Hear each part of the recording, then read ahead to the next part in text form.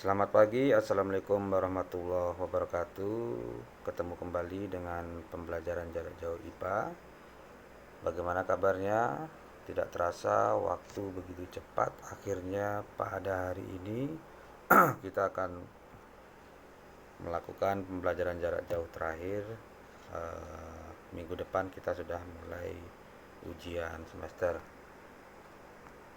Pada hari ini kita sudah pertemuan yang ke-26 ya, dari awal pembelajaran jarak jauh. Tujuan pembelajaran kita hari ini adalah melanjutkan dari bab 6 ya.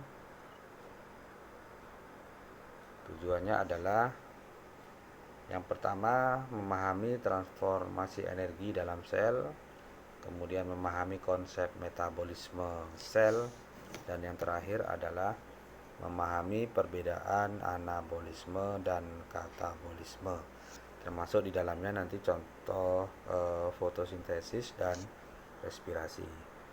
Baik, tidak panjang lebar, langsung saja Bapak akan jelaskan. Tapi sebelumnya kita lihat dulu tugas ya. Tugas minggu kemarin ya, Bapak ingatkan materi refleksi minggu kemarin. Kemarin ada center ini ya. Ada center, di dalamnya ada baterai, berarti perubahan bentuk energi yang terjadi apa kemarin ya. Perubahan bentuk yang terjadi adalah energi kimia berubah bentuk menjadi energi listrik, kemudian berubah bentuk menjadi energi cahaya. Dari energi cahaya berubah bentuk menjadi energi panas biasanya. Nah, ini adalah tugas kemarin di Google Classroom pertemuan ke-25. Kira-kira apa jawabannya ini? Pernyataan yang benar, energi potensial gravitasi dan energi kinetik sebagai berikut. Ya, kamu lihat, perhatikan pergerakan parabola. Ya, dari A sampai C. Jadi A, B, C. Dilempar gitu ya. Nama gerakannya namanya gerakan parabola. Nah, ini ilustrasi ini sebenarnya sama dengan konsep segerombolan anak ya sedang bermain perosotan kemarin. Coba kita analisa. 1. Energi potensial di A dan C paling besar.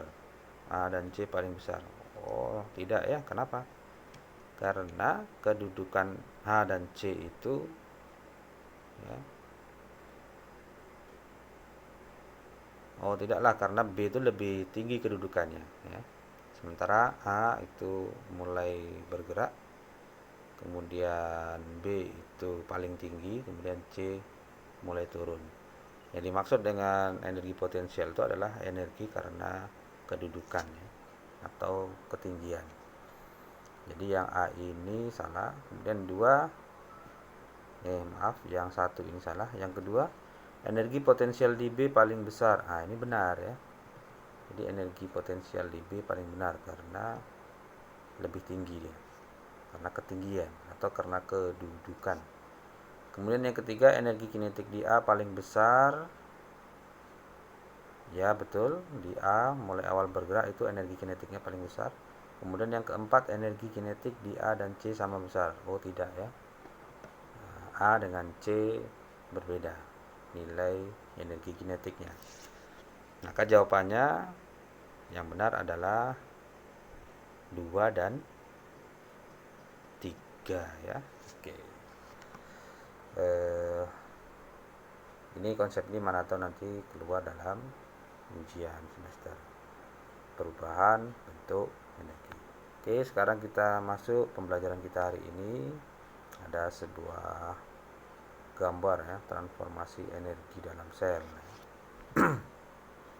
Coba kita pahami dari gambar ini Pak kebetulan menggunakan bahasa Latin atau Inggris ya.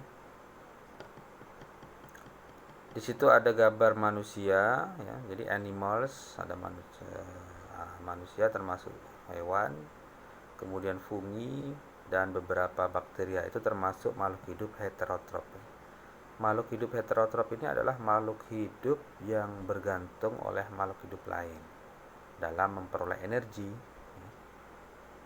maka dia biasanya memakan dari makhluk hidup autotrof. Apa aja makhluk autotrof itu? Ada tumbuhan, alga, kemudian beberapa bakteri. Nah, makhluk autotrof ini yang paling umum adalah tumbuhan. Dia bisa mengubah bahan anorganik menjadi organik sehingga terbentuk bahan makanan atau bahan energi. Bahan energi ini bagi tumbuhan sebagian digunakan untuk dia sendiri untuk tumbuh dan berkembang, sebagian lagi nanti akan diambil atau digunakan energinya oleh makhluk hidup heterotrof. Biasanya gula-gula yang dihasilkan atau bahan makanan atau energi yang dihasilkan oleh tumbuh-tumbuhan ini disimpan dalam beragam bentuk ya. Bisa dalam bentuk buah, kacang-kacangan, ya, umbi-umbian dan sebagainya. Nah, itulah siklusnya. Kemudian manusia juga dan tumbuh-tumbuhan, manusia, fungi dan beberapa bakteria juga dalam proses kehidupannya ya, dia mengeluarkan karbon dioksida. Kalau kita bernapas mengeluarkan karbon dioksida dan beberapa uap air. Nah, ternyata karbon dioksida ini juga dibutuhkan oleh tumbuhan untuk proses pembentukan makanan tadi ya, untuk menghasilkan energi. Nah, dalam pembentukan makanan tadi tumbuhan juga dia menghasilkan gas ya, atau produk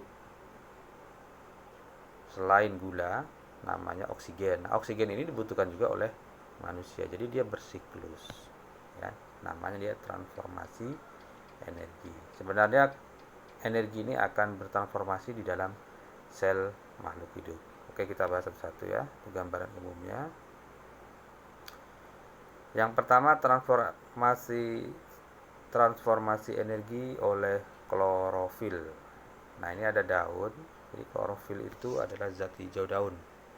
Nah, di dalam daun itu ya, terdapat organel-organel sel daun. Yang di dalamnya termasuk ada organel kloroplas. Nah, di dalam kloroplas inilah terdapat klorofil atau zat hijau daun sebagai tempat fotosintesis ya. Nah, ini dia. Jadi klorofil berperan dalam proses fotosintesis. Di situ ada bagian-bagian dari kloroplas ya. Jadi klorofil ini terdapat di kloroplas ya. Kloroplas itu adalah organel-organel di dalam sel tumbuhan. Kemudian ini reaksi kimianya ya. Jadi tumbuh-tumbuhan atau yang kita sebut tadi di awal pembahasan kita sebagai makhluk hidup autotrof ya, dia membutuhkan karbon dioksida dan air. Jadi karbon dioksida ini diperoleh oleh tumbuhan dari udara ya, yang dikeluarkan oleh makhluk hidup animals termasuk manusia. Kemudian air diperoleh tumbuhan dari tanah ya. Nah, air dan karbon dioksida ini sebagai bahan baku ya, dalam penyusunan gula atau glukosa. Tapi syaratnya harus ada cahaya, harus ada klorofil. Setelah itu terpenuhi, maka akan terbentuk C6H12O6 atau gula atau glukosa, atau bisa juga disebut energi kimia ya. Kemudian hasil sampingannya yaitu oksigen. Nah, gula glukosa ini nanti ya pada tumbuh-tumbuhan digunakan untuk tumbuh dan berkembang. Nah, sisanya biasanya disimpan di dalam organ-organ tumbuhan, misalnya di akar dalam bentuk umbi, batang ya. Misalnya tebu di batang, kemudian di buah-buahan ya. Nah, dalam prakteknya nanti bahan-bahan energi tadi itu akan dimakan oleh animals dan manusia sehingga terjadi transformasi energi. Nah, oksigen ini untuk apa? Jadi oksigen ini dikeluarkan oleh tumbuh-tumbuhan menjadi gas penting dalam proses kehidupan makhluk hidup, animals, ya. Jadi kita bernapas membutuhkan oksigen. Nah, oksigen ini untuk apa nanti? Nah, untuk proses transformasi energi, untuk pembakaran, ya, atau respirasi. Nah, gula dan glukosa ini nanti akan diproses lagi. Di mana dia? Di dalam sel juga, namanya mitokondria nanti ya. Tapi sebelumnya coba baca dulu. Gula atau glukosa akan dikonsumsi oleh tumbuhan itu sendiri dan makhluk hidup lain. Di dalam tubuh, energi akan ditransformasi kembali, baik pada tumbuhan itu sendiri maupun pada makhluk hidup lain yang heterotrof, yang tergantung oleh tumbuh-tumbuhan. Di mana proses itu terjadi? Di organel sel juga ya. Namanya mitokondria. Jadi sel tumbuhan, sel hewan itu di dalamnya ada organel-organel sel, nanti di semester 2 kita bahas. Ada yang disebut dengan mitokondria. Apa fungsi mitokondria? Itu adalah untuk respirasi sel. Jadi mitokondria adalah organel di dalam sel yang berperan dalam respirasi seluler yang menghasilkan banyak energi atau ATP, adenosin trifosfat. Nah, energi inilah yang digunakan oleh baik tumbuhan maupun makhluk hidup lain untuk melakukan kegiatan kehidupan atau metabolisme. Nah, ada rumus kimia dari proses respirasi seluler ya. Nah, dari gula tadi yang dihasilkan oleh tumbuhan dalam fotosintesis ya. Kemudian ada oksigen ya. Maka akan terjadi peristiwa namanya pembakaran. Nah, pembakaran ini akan menghasilkan air, karbon dioksida sebagai sampingan, kemudian yang utama adalah ATP atau energi. Jadi supaya mudah dipahami, misalnya kita makan nasi ya, nasi itu mengandung gula. Jadi nasi itu akan kita makan nanti masuk ke dalam sel-sel tubuh kita, singkatnya. Nah, kita juga menghirup udara, oksigen. Oksigen nanti juga akan bertemu dengan sari-sari makanan tadi. Ya, di dalam sel, di dalam mitokondria terjadi pembakaran. Nah, pembakaran ini akan menghasilkan air, biasa dikeluarkan dalam bentuk keringat, karbon dioksida biasanya dikeluarkan dalam bentuk pernapasan ya. Nggak biasanya lagi, memang dikeluarkan dalam bentuk pernapasan.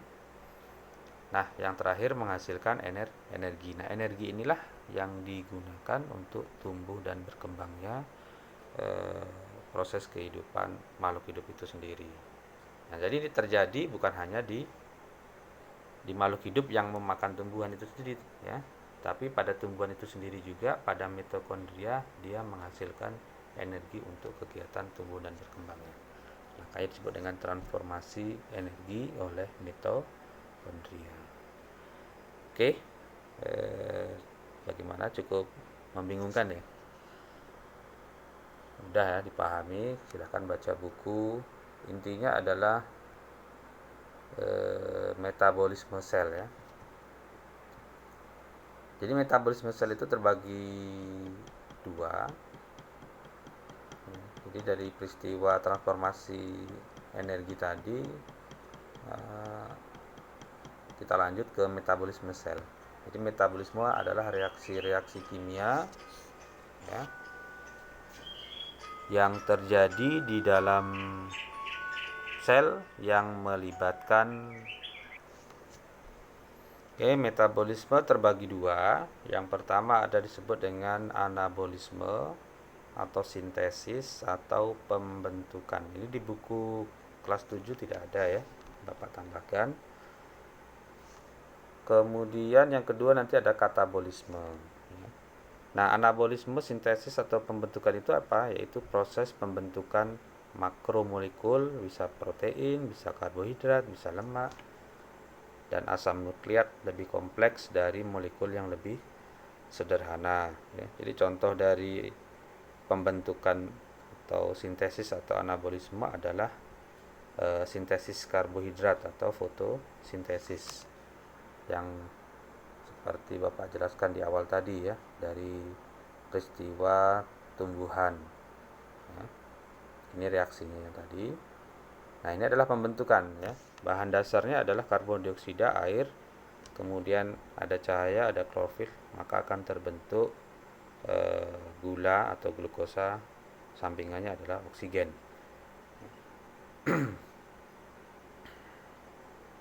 Jadi glukosa itu lebih kompleks dibandingkan bahan dasarnya, yaitu karbon dioksida dan air. Nah, ini pembentukan atau anabolisme atau sintesis. Kemudian yang berikutnya, coba silahkan baca. Jadi fotosintesis merupakan proses penyusunan bahan makanan bagi tumbuhan yang mengandung klorofil dengan bantuan cahaya ya.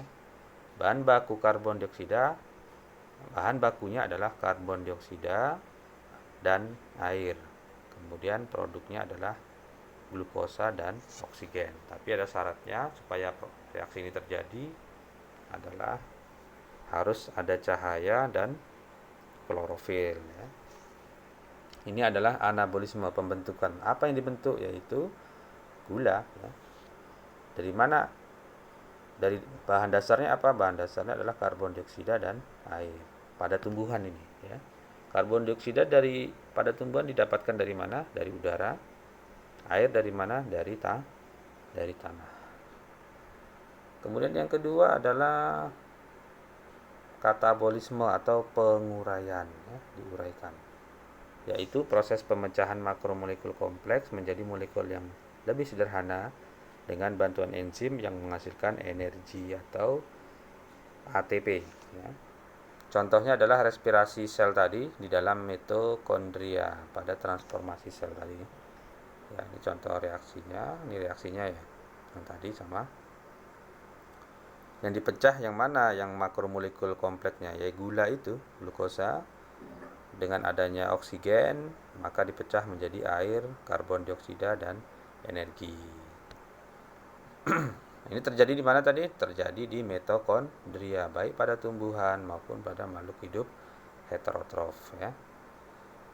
Untuk apa? Untuk tumbuh dan berkembang, karena hasil akhirnya energi inilah yang digunakan ya.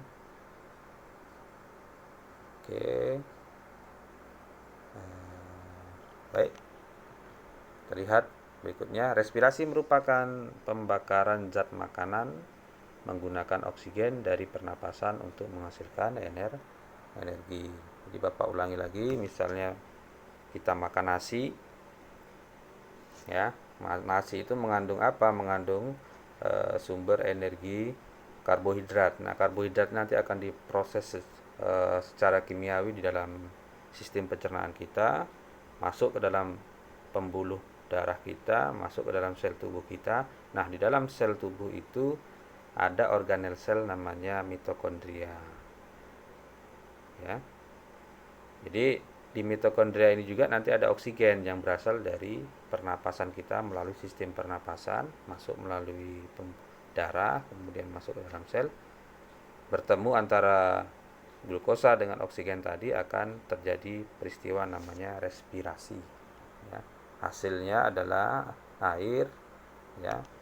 Air nanti dikeluarkan dalam bentuk uap air dalam pernapasan atau melalui urin, keringat ya. Kemudian karbon dioksida melalui pernapasan, kemudian energi inilah produk utamanya untuk kegiatan sel tubuh kita sendiri ya. Nah, itu dia peristiwa metabolisme sel. Oke, pada hari ini cukup ini saja yang bisa Bapak jelaskan. Pertemuan berikutnya untuk menguji pertemuan ke-27. Ini salah ya, karena kemarin Bapak tunda. Jadi pertemuan berikutnya hari Sabtu besok ya. Hari Sabtu kita adalah penilaian harian terakhir semester ganjil. Jadi hari Sabtu besok Sabtu pagi jam 8.15 sampai jam 9.15 kita penilaian harian terakhir ya. Materinya gabungan dari bab 5 kalor dan perpindahannya serta bab 6 energi dalam sistem kehidupan. Jangan lupa ya, mulai tanggal 7 kita mengadakan penilaian akhir semester atau ujian semester ganjil. Oke, untuk hari ini untuk menilai pemahaman kalian tentang materi yang Bapak jelaskan, silahkan buka Google Classroom bagian menu tugas dan kerjakan post-test pertemuan ke-26. Oke, cukup sekian pembelajaran IPA hari ini. Sampai jumpa di semester genap. Mudah-mudahan pandemi berakhir sehingga kita bisa belajar tatap muka seperti biasa. Amin. Terima kasih. Akhirul kalam, wabillahi taufik wal hidayah. Assalamualaikum warahmatullahi wabarakatuh.